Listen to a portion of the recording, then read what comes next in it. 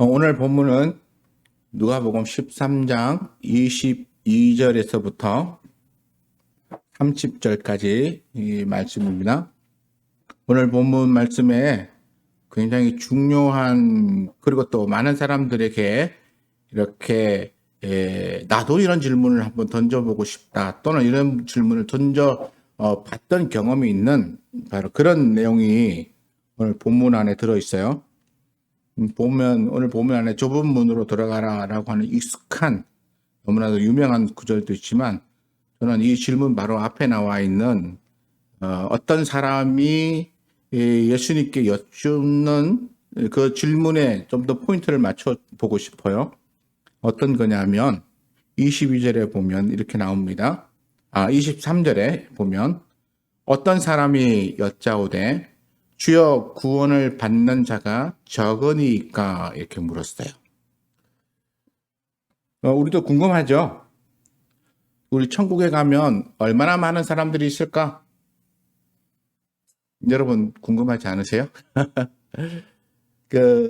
어떤 사람들이 말을 하죠. 14만 4천 명만 구원받는다, 뭐 이렇게 하면서 외치는 사람들이 있어요. 주로 이제 이단이라고 우리가 지칭하는 사람들, 그 무리들 속에서 나오는 얘기가 14만 4천 명이에요. 14만 4천 명. 그래서 진실한 믿음을 가진 14만 4천 명만 구원받고, 그리고 나머지 사람들은 그 구원에서 제외된다는 것입니다. 이렇게 생각하면 참 슬퍼요. 왜냐하면 지금 인류가 지금 60, 70, 뭐 많게는 80까지도 얘기하는데, 그 억 단위예요. 80이 80억 명의 사람들이 있는데, 그 중에 14만 4천 명만 구원받는다라고 하면, 나는 과연 그 14만 4천 명에 들어갈 수 있을까? 자신할 수 있는 사람이 있나요? 그리고 예수님 이후에 지금까지 2000년이 넘었어요. 그러니까 2000년이 넘는 이 기간 동안 태어나고 또 살다가 죽어간 사람들이 또 얼마나 많을까요? 그 수를 생각하면 14만 4천 명이라고 하는 이 수를 제한하면 나는 그 안에 못 들어가지 않을까. 14만 4천이라고 하는 수가 얼핏 보면 대단히 커 보이지만 굉장히 적은 수에 해당된다고 볼 수 있죠. 그러니까 14만 4천 명만 구원받는가, 아니면 그 외에 더 많은 수도 구원받는가 궁금할 수밖에 없습니다. 오늘 이렇게 질문을 던지고 있는 어떤 사람도 마찬가지라고 생각해요. 정말로 구원받는 사람이 어느 정도 되는가 궁금했어요. 그래서 제가 주석을 찾아보니까 주석에 이렇게 나오더라고요.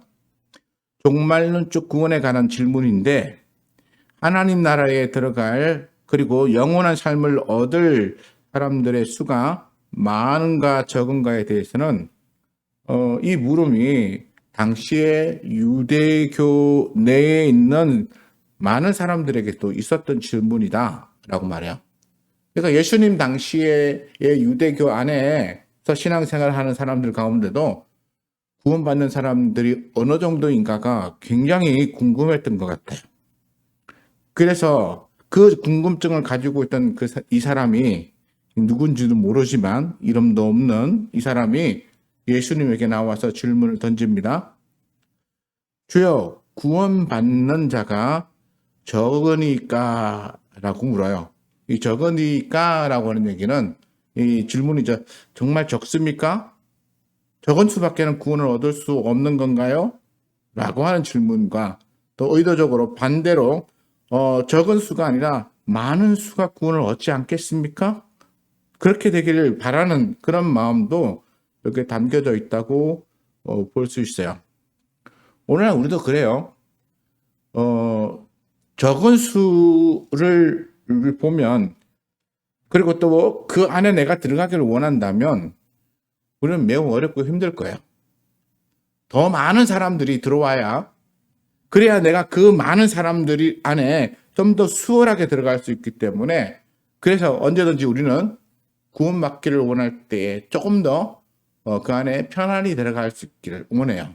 그래서 사람들은 뭘 찾냐면 구원을 받을 수 있다면 어떻게 하면 구원을 받을 수 있는가라고 하는 소위 말하는 정석을 찾아요. 정석 또는 지름길이라고 하는 것을 찾습니다.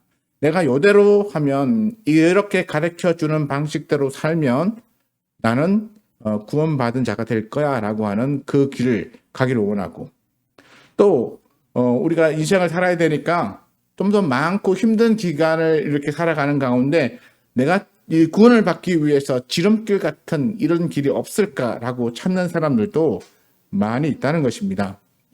정말 믿음으로 구원을 얻는 것에는 정석이 있을까요?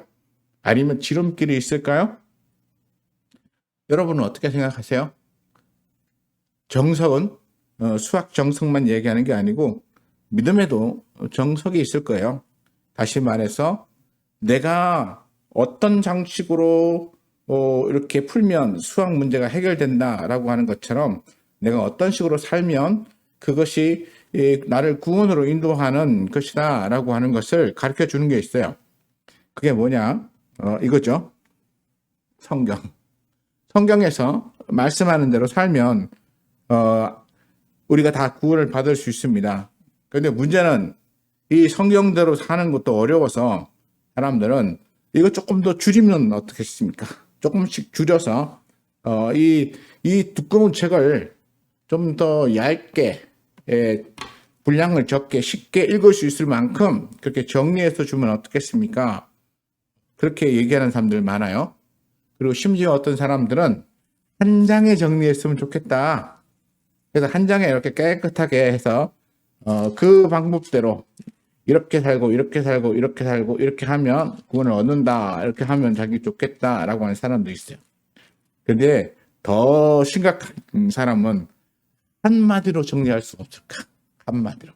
딱 이렇게 한마디로 딱 정리하면 난 좋겠다라고 생각하는 사람들도 있어요. 그만큼 구원을 얻는다는 것이 쉬운 일이면서도 굉장히 어려운 일이에요. 왜냐하면 사람들의 마음에 문제가 있어요. 구원의 방법, 하나님이 제시한 구원의 방법에 문제가 있는 게 아니고 그 구원의 방법을 받아들이고 그것을 실천하는 그 사람의 마음에 내가 얼마만큼 이 성경에 순종하며 그 말씀을 따라갈 것인가를 생각하기보다는 어떻게 좀 더 쉽게 수월하게 그렇게 구원을 얻을 수 없을까 이렇게 생각하는 것이죠. 마치 젊은 부자가 주여, 아니 그 주여 안 했죠. 선생님이 했죠. 선생님, 어떻게 하면 내가 영생을 얻을 수 있습니까? 이렇게 물어요. 그냥 어떻게 하면이라고 한 단어가 정말 함축적으로 몇 마디로서 정의해 달라는 거예요. 구원을 얻을 수 있는 방법, 생명을 또 영생을 얻을 수 있는 방법을 정의해 달라는 것이죠. 그래서 예수님께서 정의해 줬어요. 이것도 하고 저것도 하고 이것도 하고 다 했느냐? 그래서 예, 어려서부터 다 했습니다. 그런데 너에게 한 가지 부족한 게 있다. 뭐냐? 하면 내 모든 재산을 다 팔아 가난한 자에게 주고 나를 따르라. 이렇게 말씀하셨어요. 그랬더니 젊은 부자가 어떻게 됐습니까? 돈이 많은 관계로 너무나 재산이 많아가지고 그래서 근심하며 돌아갔대요. 자, 여기서 우리가 볼 수 있는 게 뭡니까? 영생을 얻는 방법을 가르쳐 달라는 이 젊은 부자에게 예수님께서는 영생을 얻는 방법을 가르쳐 주셨어요. 재산을 다 팔아 가난한 자에게 주고 나를 따라오면 그러면 영생을 얻을 수 있다고 가르쳐 주셨어요. 자, 우리가 그 성경을 보면서 우리는 어떻게 생각합니까? 그 젊은 부자가 어리석다고 생각하죠. 왜냐하면 영생이 어디 있습니까? 우리 제자들이 그렇게 말했죠. 영생이 여기 있음에 우리가 어디로 가리까? 또 예수님이 영생이었고 제자들은 그 예수님을 영생이라고 봤어요. 그래서 영생이 여기 계시는데 우리가 어디로 갑니까? 그리고는 예수님에서 떠나는 것에 대하여 거절했어요. 그러니까 예수님께서 너희도 가려느냐? 이렇게 물었을 때에 나온 대답이죠. 그러니까 영생이 여기 있는데 내가 어디로 갑니까? 나는 여기 있어서 예수님과 함께 있어야만 내가 영생을 얻는 것이죠. 그렇게 대답했어요. 그러니까 이 예수님을 따라다니던 제자들은 예수님이 영생인 것을 발견했고, 그리고 고백했고, 그리고 어떤 경우에도 예수님을 떠나지 않겠다는 굳건한 믿음을 가지고 있었어요. 그런데 예수님을 따르지 않았던, 와서 소문만 듣고 쫓아왔던 이 젊은 부자는 어떻게 했습니까?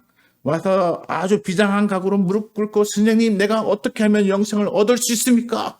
라고 큰 소리로 외쳤지만, 그러나 정작 어떻게 했어요?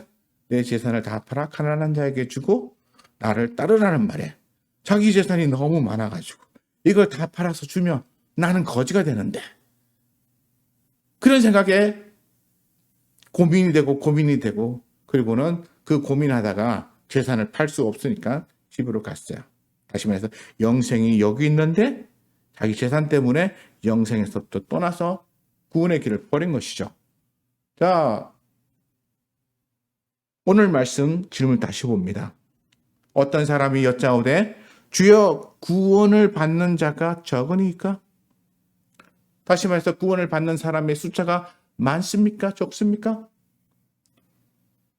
영생이 여기 있는데, 영생이 우리 눈앞에 있는데, 영생을 우리에게 가져다 주셨는데, 근데 영생을 눈앞에 놓고도 젊은 부자는 자기가 소유한 재산이 너무 많은 관계로 영생을 보지 못하고 외면하고 영생을 떠났어요. 그 마음의 소원은 뭐였습니까? 영생 얻는 거였죠. 그랬는데 영생을 눈앞에 준 채로 가버렸어요. 이 말씀을 우리가 근거로 오늘 읽었던 본문 23절에 나와 있는 말씀과 비교해 보면 어떨까요? 우리의 현실, 우리의 삶, 그 가운데서 나는 영생과 내 삶의 어느 쪽에 더 비중을 두고, 그리고 어느 쪽을 선택하며 갈 것인가? 이게 우리에게 남은 거예요. 그렇잖아요. 우리 주님이 영생이시고 그 영생이 영생을 얻는 방법을 가르쳐 주고 있는데, 그 영생을 얻는 방법을 들은 사람이 자기의 생각과 자기의 환경으로 인해서 영생을 버리고 가버렸어요. 오늘 질문에도 그런 의도가 담겨 있다고 봐요. 예수님은 이렇게 대답하시죠. 24절에 뜬금없이 좁은 문으로 들어가기를 힘쓰라. 아니, 질문을 내요. 주여 구원을 받는 자가 적습니까? 많습니까? 라고 물었는데 예수님은 많다 적다 대답 안 하시고 좁은 문으로 들어가기를 힘쓰라 이렇게 대답하셨어요. 그리고 난 다음에 이어서 말씀하시는 부분을 읽어보면 조금씩 이해가 되는데요. 내가 너희에게 이르노니 들어가기를 구하여도 못하는 자가 많으니라 이렇게 말했어요. 이게 좁은 문으로 들어가라. 사람들이 좁은 문으로 들어가기를 구하는 사람들이 많지만, 그러나 실제로 얻는 사람들은 많지 않다라고 말씀하셨어요. 그러면 이 좁은 문이 뭐예요? 말 그대로 구원을 얻는 문이죠. 구원을 얻는 문. 여기 24절은 그냥 짧게 이렇게 나와 있는데, 마태복음에 가면 조금 더 이게 설명이 잘 되어 있어요. 마태복음 7장 13절 14절 말씀에 가면 이렇게 되어 있어요. 좁은 문으로 들어가라. 멸망으로 인도하는 문은 크고 그 길이 넓어 그리로 들어가는 자가 많고, 생명으로 인도하는 문은 좁고 길이 협착하여 찾는 자가 적으니라. 이렇게 말했어요. 다시 말해서 예수님은 이 좁은 문으로 들어가라 라고 말씀하셨던 이 말씀에 대하여 좀 더 구체적으로 우리에게 보여주는 것이 마태복음 7장에 나와 있는 말씀인데, 좁은 문으로 들어가기를 힘쓰라. 많은 사람들이 들어가기를 원하지만 못 들어간다. 근데 그 좁은 문은 어떤 문이라고요? 생명을 얻는 문인데, 그런데 그 길이 매우 협착하다는 거예요. 우리가 여기서 기억해 봐야 돼요. 길이 좁은 게 아니에요. 길이 좁은 게 아니고 문이 좁아요. 사람들이 길이 좁다고 생각하는데 문이 좁아요. 그리고 어, 그 문을 열고 들어가면 그 문에서 이어지는 길이 이게 협착해요. 협착하다는 얘기는 뭡니까? 길이 이렇게 굉장히 좁아서 아마 이 길에 두 사람이 나란히 걸어갈 수 없을 만큼 좁은 길일 수도 있어요. 시골 가면 오솔길이라고 하는 게 있어요. 사람들이 밟고 다녀가지고 이제 길이 나는 부분들이 있는데 거기는 주로 사람이 둘이서 나란히 걸어갈 수 없어요. 한 사람씩 앞에 가고 한 사람 뒤에 따라가고 이렇게 해서 따라가는 그런 굉장히 좁은 길이에요. 왜냐하면 사람이 억지로 길이 없는 곳을 다니기 시작하면서 만들어낸 길이기 때문에 그렇게 협착할 수밖에 없어요. 구원으로 가는 길도 그렇다는 것입니다. 생각해 보세요. 그렇게 협착한 길을 누가 가기를 원합니까? 그 좁은 장소에 협착한 길을 많은 사람들이 가려고 애를 쓰지 않죠? 그렇기 때문에 거기는 넓을 수가 없어요. 그래서 좁을 수밖에 없고 또 이 좁은 길을 가면 그 길이 잘 다듬어지지 않기 때문에 구불구불 많이 힘들고 어렵고 불편할 거예요. 그런데 이 좁은 문을 통하여 연결되어진 이 길은 생명으로 가는 길이다라고 말씀하고 있다는 것입니다. 그런데 우리가 생각해 봐야 될 중요한 것은 뭐냐면 사람들이 이 좁은 길로, 좁은 문으로 또 협착한 길로 가기를 원하느냐, 안 원하느냐라고 하는 것이 우리의 관심이 또는 우리의 생각이 여기에 아주 뭐랄까 현미경으로 들여다보듯이 들여다보며 생각해야 한다는 거예요. 사람들이 이 말을 들으면 아 그렇구나 뭐 그럼 좁은 길로 가야지 그리고 좁은 길로 갑시다라고 하지만 실제적인 그들의 삶은 어떻습니까? 제가 조금 전에 말했던 그 젊은 부자 관원의 생각과 똑같아요. 내가 영생을 얻으려면 난 저 길로 가야 돼. 그리고 저 길로 가면 영생을 얻을 거야. 그런데 막상 그 문 앞에 도착해서 문을 활짝 열어보니까 이 길이 만만치 않은 거야. 별로 가고 싶은 길이 아닌 거야. 그러니까 그 길이 아닌 옆에 문을 열게 되는 거죠. 옆에 문은 어떻습니까? 그 문이 커요. 마태복음에 보니까 그 문은 크고 그 길이 넓어 그리로 들어가는 자가 많고 문이 일단 커요. 그러니까 둘이서 뭐 삐대고 들어갔구나 또는 앞뒤로 나란히 서서 이렇게 따라가야 되는 그런 길이 아니라 누구든지 넉넉하게 들어갈 수 있는 문이고 들어갔더니 그 길이 넓어서 아주 편안하게 가요. 왜냐하면 잘 포장되어져 있는 그런 길같이 되어져 있기 때문이죠. 그러니까 사람들이 좀 더 쉽고 수월하게 갈 수 있는 길을 택하여 가는 것입니다. 그래서 사람들은 좁은 문 대신에 넓은 길로 가기를 원해요. 그런데 예수님께서는 오늘 본문에 보니까 좁은 문으로 들어가기를 힘쓰라. 왜냐하면 내가 너에게 이르노니 들어가기를 구하여도 다시 말해서 이 길은 사람들이 많이 구하는 길인데 그래서 그 길을 막상 구하여 왔지만 그 문 앞에 서서는 들어가지 못하는 길이라는 것을 말씀해 주고 있어요. 저와 여러분들은 어떻습니까? 우리가 찾는 것 구원이잖아요. 그렇죠? 우리가 찾는 건 하나님 나라에 가는 것입니다. 또 우리가 예수님 믿고 이렇게 예배드리며 말씀을 듣는 이유가 무엇입니까? 내가 신앙생활을 통하여 하나님 나라에 가는 것입니다. 그래서 하나님 나라에 가서 하나님과 더불어 영생을 얻으며 거기에서 사는 것을 우리가 꿈꾸고 소망하기 때문에 여기 와서 예배드리고 또 영상으로도 예배드리고 하나님 앞에 예배하는 거예요. 누구나 천국 가기를 원해요. 천국에서 우리가 누릴 그 많은 것들을 기대하면서 하나님의 말씀 듣고 예배하는 거예요.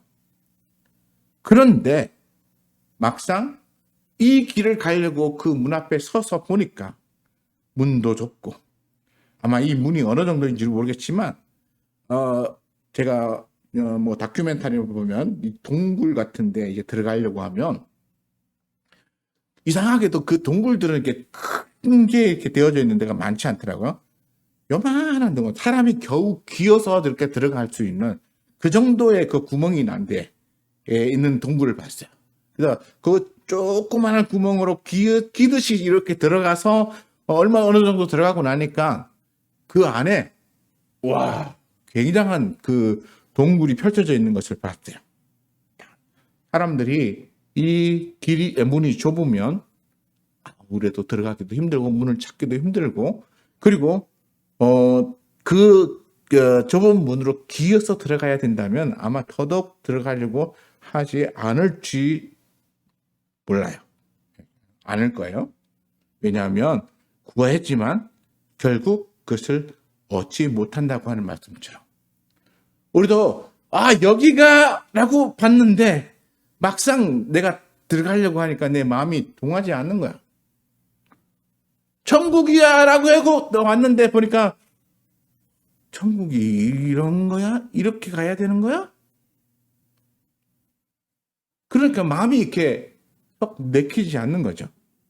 그런데 성경은 우리에게 이것을 대조적으로 보여주면서 하나님의 나라에 들어가는 문이 이렇게 넓지 않다는 것, 사람들이 많이 찾지 않는다는 것을 보여주면서, 그리고 이 문으로 들어가는 것에 대하여 어려움에 대하여 제시하는데, 근데 이 어려움을 우리가 한번 어떤 어려움일까? 그냥 뭐 길이 고불고불 울퉁불퉁 뭐 이렇게 생각하는데요.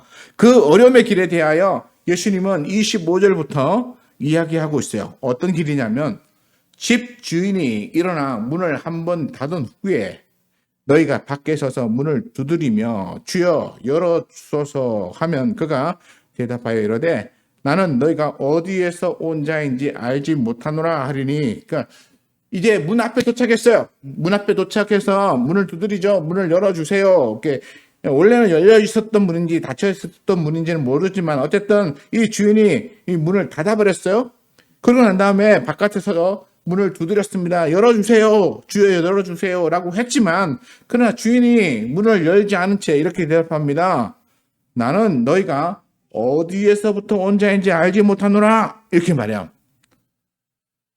어디에서부터 왔느냐? 라고 하는 질문에 이 사람들이, 문을 두드리고 있는 사람들이 뭐라고 대답하냐면, 이렇게 대답합니다.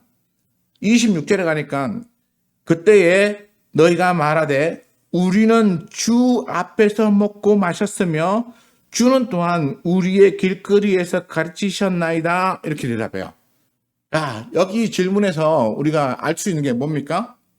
이 사람들은 이미 주를 만났었다는 사람이에요. 어디서 만났어요? 자기가 살던 곳에서 만났다는 거예요. 거기서 뭐 했어요? 같이 먹었어요. 주 앞에서 먹었어요. 주 앞에서. 이 주가 예수님을 의미하는 것이라고 생각하면 예수님과 같이 먹고 마시던 사람이었어요. 그리고 심지어 예수님은 그 길거리를 다니면서 말씀을 가르쳤을 때에 그 현장에 있었던 사람이에요. 그러니까 예수님과 같이 먹고 마시기도 하고 예수님으로부터 가르침을 받아 듣기도 했던 그 사람이에요. 그러니까 예수님과 친분이 있다라고 그렇게 주장하는 거예요. 그러니까 주여 문 열어주세요. 나는 주님과 함께 먹고 마시고 했던 사람이고 주님이 가르치실 때 내가 그 자리에 있어서 주님의 말씀을 다 듣고 배웠던 사람입니다. 라고 하면서 이 주님과의 친분을 과시하는 거죠. 그리고 내가 얼마나 당신을 잘 아는데 왜 나를 모른다고 하십니까? 라고 하는 이 간절한 호소가 담겨 있는 거야.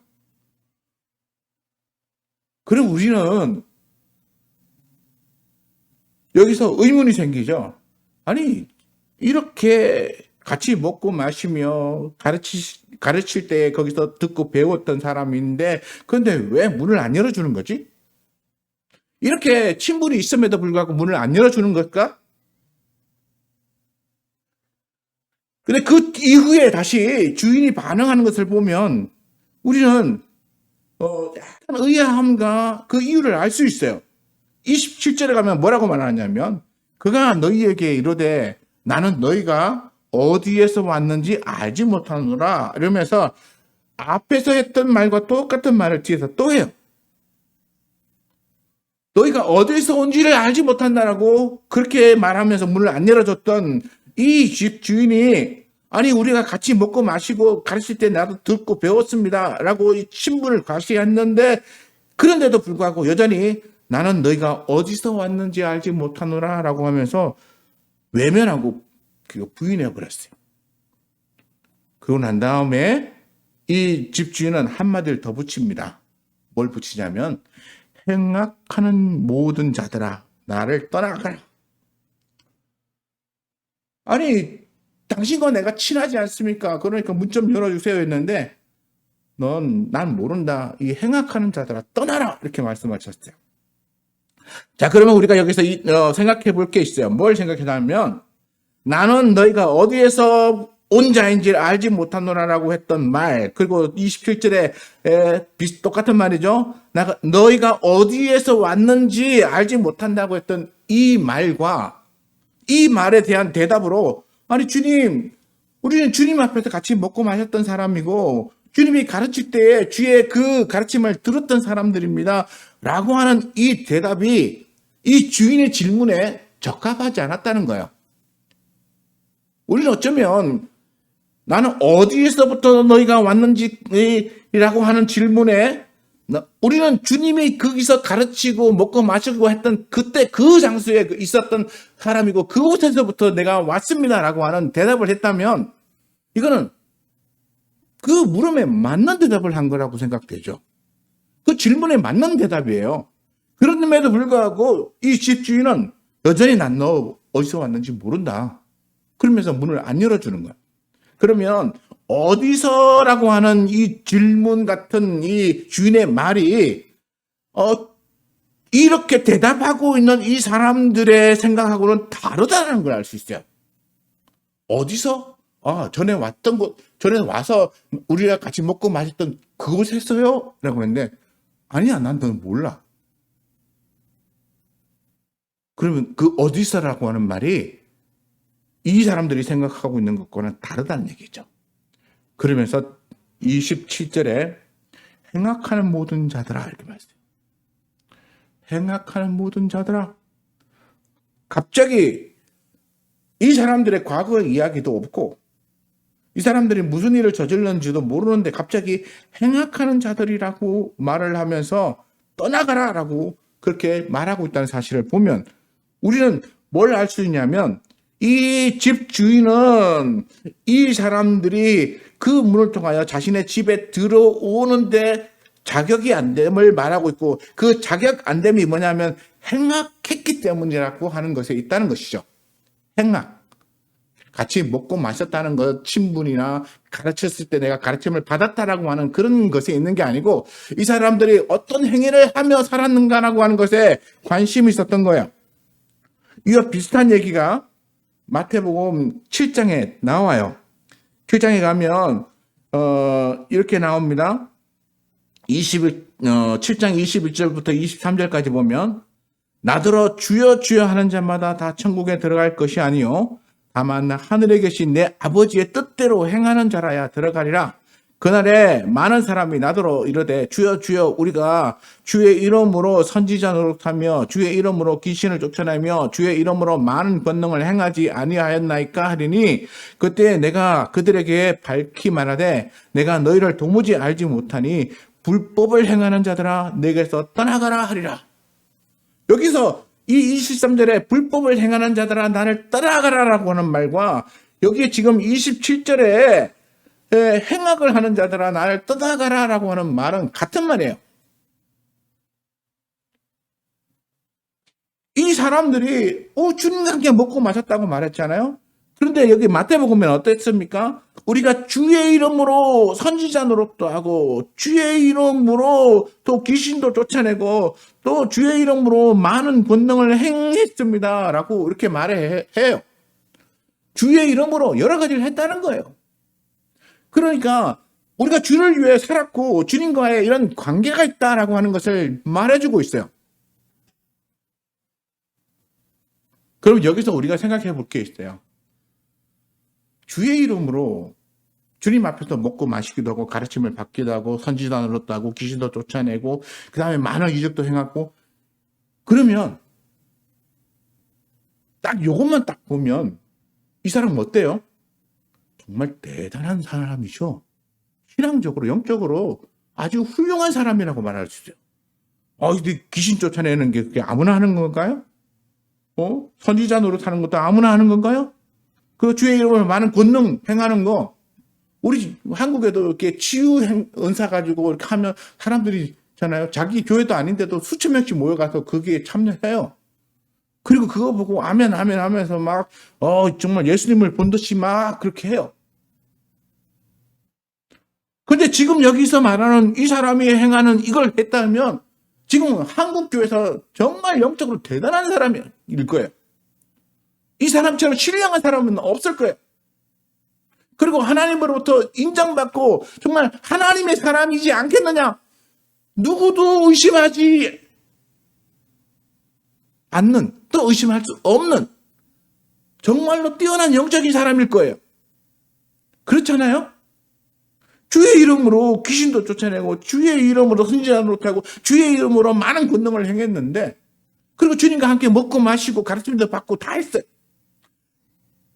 할 수 있는 일을 다 한 거예요. 그 사람들이 정말 신령하다고 여겨질 만한 일들을 다 한 사람이에요. 그럼에도 불구하고 우리 주님의 대답은 뭐였습니까? 내가 밝히 말하는데 내가 너희를 도무지 알지 못하노라. 이게 말이나 돼요? 이게 어떻게 말이 될 수 있어요? 예수님의 이름으로 내가 이것하고 저것하고 예수님과 먹고 마시고 예수님의 가르침을 다 받았다고 말하고 있는데 예수님은 모른다는 거야. 오늘 우리 한국교회의 신앙인들이 알아야 될 매우 중요한 문제가 이거라고 생각해요. 많은 사람들이 눈으로 보여지는 것에 현혹이 되어가지고 사람들의 눈에 누군가 귀신을 쫓아내고 누군가 병을 치유하고 누군가가 놀라운 일을 하고 누군가가 사람들 눈에 보기에 근사한 대단한 일을 하고 또 사람이 구름대처럼 모이고 그 다음에 건물을 크게 짓고 이러면 거기에 하나님의 은혜가 있고 하나님의 능력이 있고 그리고 하나님이 쓰임받는 종이라고 생각하고 그렇게 칭찬하고 판단하는데, 그런데 그런 분이 내가 그런 분이라고 합니다. 그런 분이 여기에 해당되는 수도 있다는 거예요. 그렇게 놀라운 일을 했던 분이 지금 여기에 지금 마태복음 7장 21절부터 23절에 있는 여기에 해당될 수도 있고, 그리고 지금 누가복음 13장 26절에 나오는 여기에 해당되는 사람일 수도 있다는 거예요. 그럼 우리는 심각하게 생각해야 돼요. 우리는 이런 걸 보면서 성경에서 말하니까 그냥 그렇지 이러고 넘어가면 우리는 우리의 현실 세계에서의 우리의 판단력이 지금 이렇게 명확해지지 않아요. 성경 속에서 왜 이렇게 대단한 사람을 모른다고 말할까? 왜 이렇게 우리 눈에 보기에는 놀라운 사람을 우리 주님은 전혀 아무것도 아닌 하찮은 사람으로 취급하며 떠나가라, 그것도 아주 호통치며 떠나가라 이렇게 외칠까? 오늘 우리는 있잖아요, 여기서 말한 주여 주여 우리가 주의 이름으로 이것도 하고 저것도 하고 하는 사람들처럼 뭔가 행하고 그 다음에 보여지고 그 다음에 사람들이 우러러보고 이런 것에 너무 많이 마음이 빼앗기는 것 같아요. 그리고 내가 보기에 놀라운, 내가 보기에 누군가 대단한 일을 하면 그 사람은 신령하고 그 다음에 능력이 넘치고 큰 영적인 사람인 것처럼 그렇게 여겨질 때가 많아요. 그런데 성경은 언제나 우리에게 뭐라고 합니까? 눈을 떠라. 영적인 눈. 하나님의 그 마음으로 하나님의 관점으로 볼 수 있는 눈을 떠라는 거예요.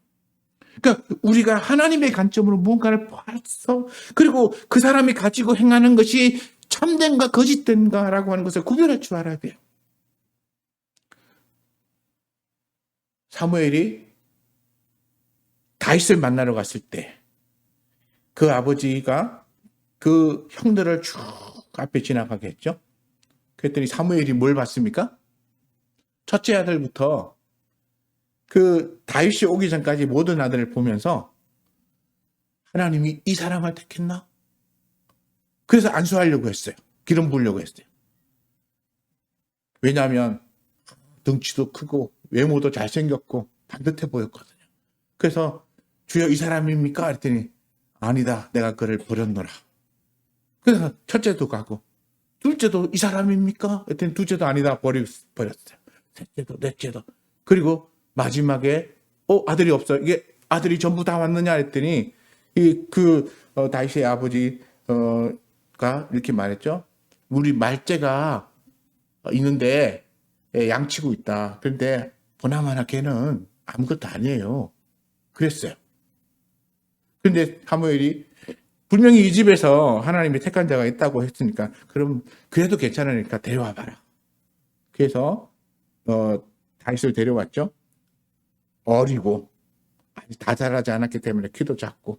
근데 얼굴은 붉었다 이렇게 했는데 얼굴이 붉었다는 얘기는 뭐냐면 햇빛에 타가지고 얼굴이 이렇게 빨갛게 됐다는 거예요.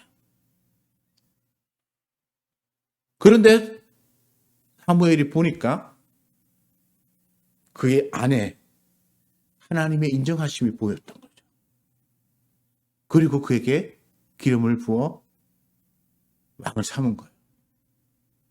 근데 사무엘이 처음부터 그렇게 아니야 다시야 이렇게 한 게 아니고 사무엘이 그 형들을 보면서 다 그 외모에 끌렸었대요. 사무엘 같은 사람도 외모에 끌렸어요. 사무엘 같은 사람도 눈에 보이는 것에 현혹됐어요. 그런데 우리 같은 사람들이야 외모와 눈에 보이는 것에 얼마나 많이 현혹되겠습니까? 우리는 너무나 쉽게 현혹될 수 있어요. 그렇기 때문에 우리는 하나님의 관점으로 바르게 볼 수 있는 눈을 갖기 위해 더 많이 노력하고 기도해야 돼요. 외모와 외형적인 어떤 성공적인 어떤 이야기 스토리에만 관심을 가질 게 아니라 그 내면에 무엇이 있는가를 볼 줄 알아야 된다는 거죠.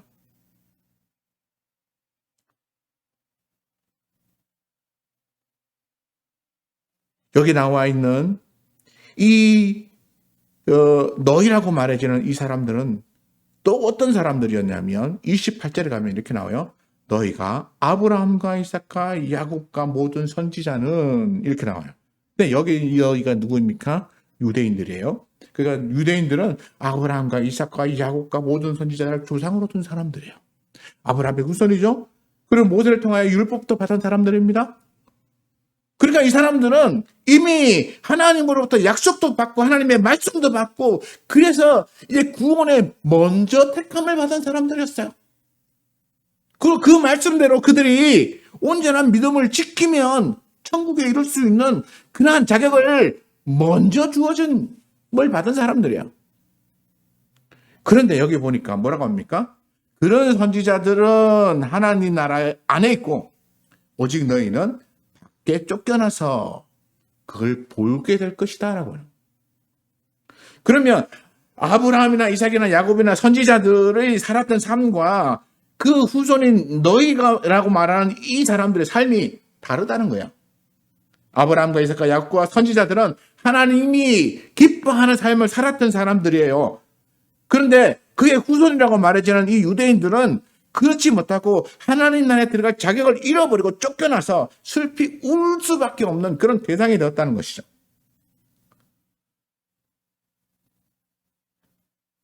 뭡니까? 이 사람들은 먼저 기회를 얻은 사람들이었죠. 그런데 그 기회를 잃어버렸어요. 오늘 우리가 살면서 우리 삶 가운데서 우리가 무엇을 보며 또 무엇을 따라가야 하는가라고 하는 것에 대하여 관심을 갖지 않으면 우리는 자꾸 세상적인 것에 끌려서 현혹되어져 갑니다. 그리고 세상적인 것에 관심을 갖고 세상적인 것이 화려할수록 또 대단할수록 하나님도 그렇게 인정할 것이다라고 하는 착각 속에 빠지면서 우리는 잘못된 길로 가죠. 왜냐하면 성공한 사람들의 길을 따라가는 것이 나도 성공할 수 있는 척도라고 생각하기 때문에 그래서 그 길을 따라가는 것입니다. 그런데 성경은 뭐라고 말합니까? 아니야.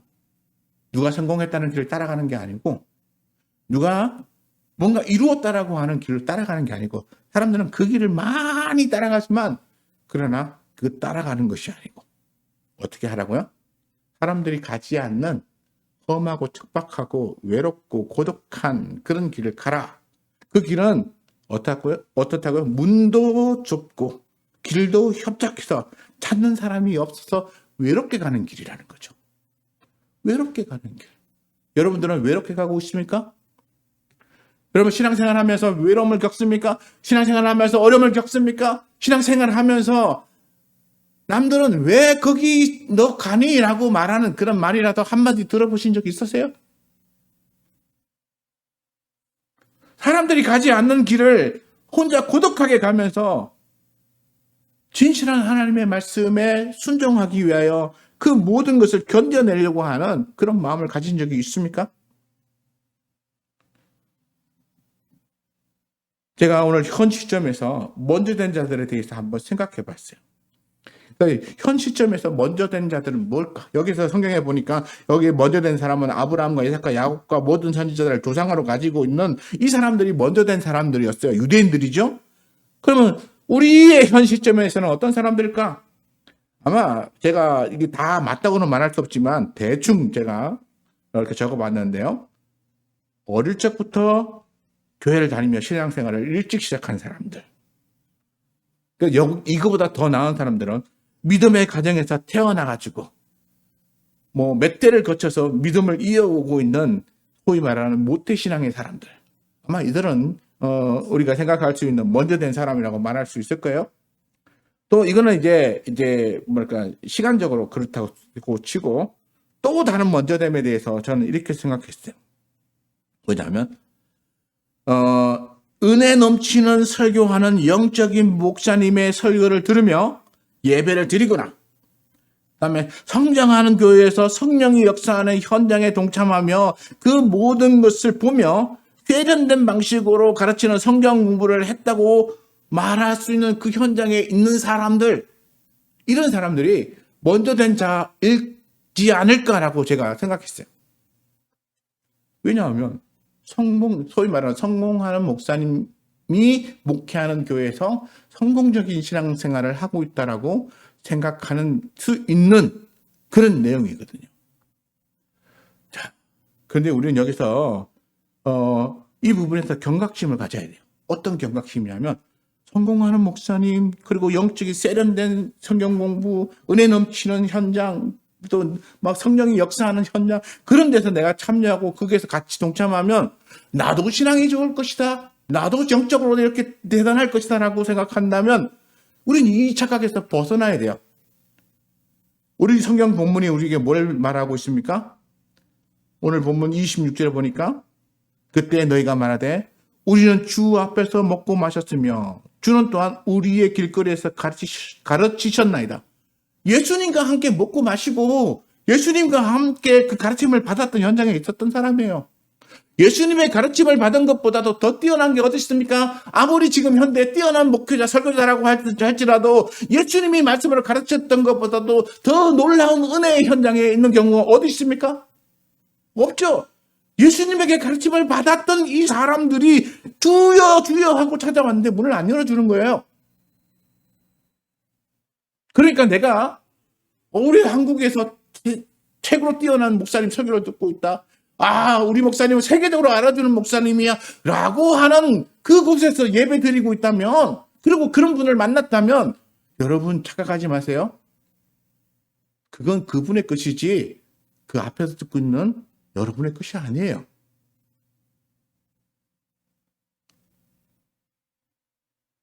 그렇게 사람들에게 인정받고 놀라운 역사하시는 분은 그 목사님이시지 그 앞에서 듣고 있는 내가 영적으로 된 게 아니에요. 그런데 사람들은 내가 그 자리에서 그걸 듣고 있으면 내가 영적으로 바뀐 줄 알고 착각하며 살아가는 경우가 많아요. 또 마태복음에 보면 어떻습니까? 주여 주여 우리가 주의 이름으로 선지자 노릇하고 주의 이름으로 귀신도 쫓아내고 주의 이름으로 많은 권능도 행했다라고 말하고 있어요. 심지어 능력과 권능도 행하는 사람이었어요. 그런데도 우리 주님은 모른대요. 우리 주님이 보시는 관점은 무엇입니까? 행악을 하는 자들아 떠나가라. 불법을 행하는 자들아 내게서 떠나가라. 그러니까 행위를 보시는 거예요. 그 사람의 행위를 보시는 거예요. 어떤 행위입니까? 정말 주와 함께 먹고 마시고 가르침을 받았다면 이게 보니까 서로 만나서 감동되고 그리고 가르침을 통해서 변화되는 모습이 나타나야 되는 거예요. 달라진 모습이 나타나는 거예요. 가르침대로 사는 모습이 나타나야 되는 거예요. 그런데 불법을 행한다 또는 행악하는 자들아 이렇게 말할 때는 이들의 삶이 하나도 안 바뀌었다는 거예요. 먹고 마시고 같은 자리에서 동참하고 같이 즐기고 있었지만 그러나 아무런 영향도 받지 않았다는 거예요. 주의 이름으로 귀신도 쫓아내고 노력도 많이 했지만 그러나 그런 권세만 부릴 줄 알았지 그렇게 하는 이 사람의 삶이 하나도 바뀌지 않았다는 거예요. 우리는 뭔가가 눈에 나타나는 결과들을 보면서 그 결과들에 관하여 사람들에게 칭찬하고 그 결과들을 보면 사람을 높이는 경우가 많아요. 그런데 우리 주님은 그렇게 안 하시고 뭐라고 하셨습니까? 그 삶이 변화되었느냐? 정말 예수님이 말씀하시는 대로 변화되었느냐? 성경에서 가르치는 대로 변화되었느냐? 이전에 행하던 악한 일을 버리고 새로운 삶으로 나아가기 위해서 삶을 변화시키며 노력하며 살았느냐? 네가 많은 사람을 위하여 이적도 행하고 귀신도 쫓아냈지만 그러나 이적 행하고 귀신 쫓아낸 이후에 너의 삶에 변화가 있었느냐? 예전에 비냐드 운동이라고 해서 아주 이 카나다에서 건너온 놀라운 성령의 역사 또 성령의 우수함이라고 하는 게 있었어요. 그 비냐드 운동은 뭐냐면 갑자기 예배 중에 말씀을 듣다가 사람들이 막 웃어요. 막 웃으면 그게 성령을 통하여 웃는 것이다라고 해서 막 사람들이 그 웃음을 통하여 회복되고 치유되고 막 그런다고 한동안 난리치다가 사라져 버렸어요. 이단이라고 정죄받는 순간 사라졌어요. 저도 어떤 기도원에 갔다가 이 비냐드 운동하는 외국 목사님을 모셔다가 집회하는 현장에 모르고 참여했어요. 알고 참여한 게 아니고 모르고 참여했는데 제가 전도사 때 갔는데 사람들이 막 웃어요. 옆에 있는 사람도 웃어요. 그래서 왜 나만 안 웃지? 나중에 한참 그러다가 뒤돌아보니까 나 말고도 수많은 사람들이 이상하다 고개 흔들면서 뒤로 나가 있더라고요. 나중에 그 막 웃음의 현장에서 막 웃고 이런 사람들이 자기들끼리 나가면서 대화를 하는데 막 웃음이 나와서 참을 수가 없었대요. 막 웃고 싶어서 막 웃었는데 어떤 사람이 궁금해서 웃을 때 무슨 어떤 마음의 변화가 있었어? 라고 물었더니 아니야, 그냥 웃음이 나와서 막 참을 수가 없어. 그냥 웃고 말았어. 그러는 거예요. 그냥 웃고 말았다는 거예요. 막 정말 그 현장에서는 막 땡땡을 구르면서 막 정말 그렇게 어떻게 웃을 수가 있는지 모를 정도로 막 웃었는데 웃고 난 다음에 그 사람에게 아무런 마음의 감동과 변화가 없었다는 거야. 그건 성령의 역사가 아니에요. 마음의 감동이 되고 그다음 삶의 변화가 와야 성령의 역사예요. 그리고 죄진 자가 죄를 회개하고 이제부터 죄를 짓지 않고 하나님의 말씀대로 살겠다라고 하는 이렇게 심령의 변화가 와야 진짜 이게 하나님의 역사인 거예요. 그냥 귀신도 쫓아내고 선지자 노릇하고 많은 이적을 행했지만 그러나 그의 삶에 자신을 변화시키는 것이 아무것도 없다면 그래서 여전히 자기의 욕심대로 살고 악을 행하고 그리고 남에게 피해를 끼치며 사는 것에 조금도 양심의 끓김을 못 느낀다면 이거는 하나님이 원하는 사람이 아니에요. 겉으로 볼 때는 이것도 하고 주의 이름으로 이거 저것도 하고 주의 이름으로 세계 최대적이지 그리고 주의 이름으로 정말 놀라운 일이라고 말하지만 그러나 아무것도 아닌 거예요. 우리가 기억해야 될 것은 뭐냐 하면 내가 하나님의 말씀을 듣고 나의 삶이 변화되었느냐? 성령이 내게 왔다면 내가 그걸로 인해서 내가 다 변화되었느냐? 이게 중요한 거예요. 오늘도 보면 유대인들이 선지자들 아브라함을 그렇게 조상으로 모시고 있었지만 그들이 쫓겨났어요. 그런데 누가 들어왔습니까? 29절에 보니까 사람들이 동서남북으로부터 와서 하나님의 나라에 참여하리라. 동서남북에서 왔다는 것은 온 사방에서 왔다는 거죠.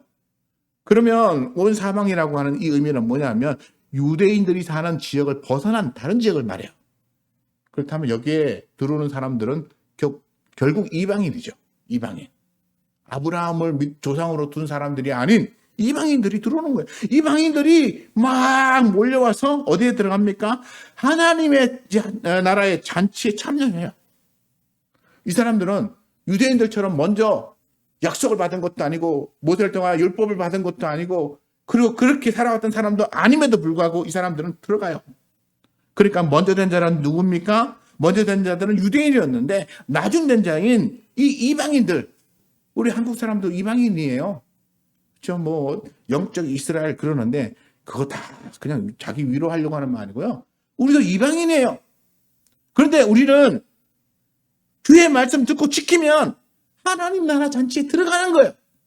내가 변화된 모습이 보이고 그리고 주를 위하여 내 모든 것을 기꺼이 내어버리고 그렇게 헌신하며 순종하며 살겠다라고 하면 우리는 천국에 들어갈 수 있어요. 그래서 먼저 된 자가 나중되고 나중된 자가 먼저 된다는 거예요.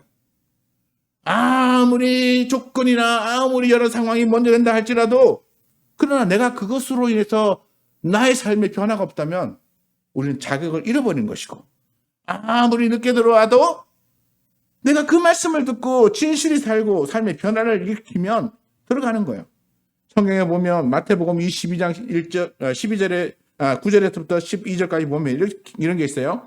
내 거리 길에 가서 사람을 만나는 대로 혼인잔치에 청하여 오라 한데 종들이 나아가 악한 자나 선한 자나 만나는 대로 모두 데려오니 혼인잔치에 손님이 가득한지라 임금이 손님들을 보러 들어갈 때 거기서 예복을 입지 아니한 사람을 보고 이르되 친구여 어찌하여 예복을 입지 않고 여기에 들어왔느냐 이렇게 물어요. 그러니까 문제는 누가 먼저 초청을 받았냐가 중요한 게 아니고 예복을 입었냐 안 입었냐가 중요한 거예요. 그 예복이 뭡니까? 그 예복은 하나님의 말씀대로 살아서 그 삶이 변한 사람의 삶의 모습이죠. 오늘날 우리도 하나님의 말씀 들어야 합니다. 삶이 바뀌어야 됩니다. 내 삶이 안 바뀌면 우리는 천국에 들어갈 수 없습니다. 내가 먼저 오랫동안 신앙생활하고 어떤 대단한 사람과 관계를 맺고 있다고 할지라도 아무 소용이 없어요. 우리 주님은 나라고 하는 사람을 보시기 때문에 내가 관계에 맺고 있는 다른 사람이 아니라 나를 보시기 때문에 그래서 이 믿음으로 그렇게 변화되시는 그래서 천국에 들어가시기에 합당한 사람 되시기를 축원합니다. 기도하겠습니다.